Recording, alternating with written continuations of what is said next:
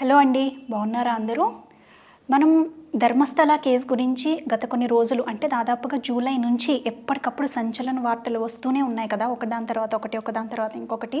అసలు ఇప్పటి వరకు ఏ సైకలాజికల్ థ్రిల్లర్ అవనివ్వండి, లేదంటే క్రైమ్ స్టోరీస్ అవనివ్వండి, అందించనన్నటువంటి ట్విస్ట్లు మనకి ధర్మస్థల కేసే అందిస్తూ ఉంది యాక్చువల్గా.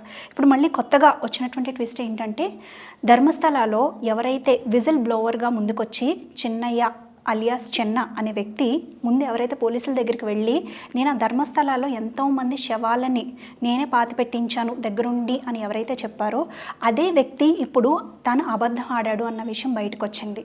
అదే కాకుండా ఇంకా ట్విస్ట్ ఏంటంటే, దాంట్లో సుజిత అనే ఆవిడ తన కూతురు అనన్య మిస్ అయింది అని చెప్పి ముందుగా ఒక ఇంటర్వ్యూ ఛానల్లో చెప్పడం జరిగింది. మళ్ళీ అదే సుజిత మళ్ళీ రెండోసారి వెళ్ళి నిజంగా నాకు కూతురు మిస్ అవ్వడం లాంటివి ఏమీ జరగలేదు, కానీ నాకు బెదిరింపుల వల్ల నేను అలా చెప్పాల్సి వచ్చింది అని చెప్తుంది అనమాట. అలాగే ఇంకొంతమంది కూడా చాలామంది కొంతమంది మిస్ అయిన వాళ్ళు మా పిల్లలు మిస్ అయ్యారు అని కంప్లైంట్ ఇచ్చిన వాళ్ళు మళ్ళీ వచ్చి మా పిల్లలు మిస్ అవ్వలేదు అని చెప్పడం గమనార్హం.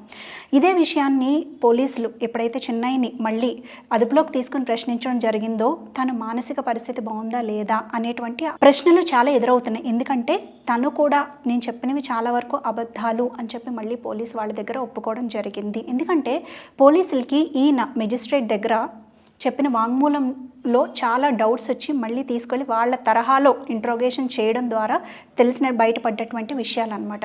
సో అసలు ధర్మస్థలాలో నిజంగా ఏం జరిగింది ఏంటి, నిజంగానే అన్ని శవాలను అక్కడ పూడ్చిపెట్టడం జరిగిందా, ఈ చెన్నయ్య అనే విజిల్ బ్లోవర్ ఎందుకు అబద్ధాలు చెప్పాడు లాంటి అంశాలు నిజమో కాదో మనం తెలియాలి అంటే కొద్ది రోజులు ఆగి చూడాల్సిందే. Thank you.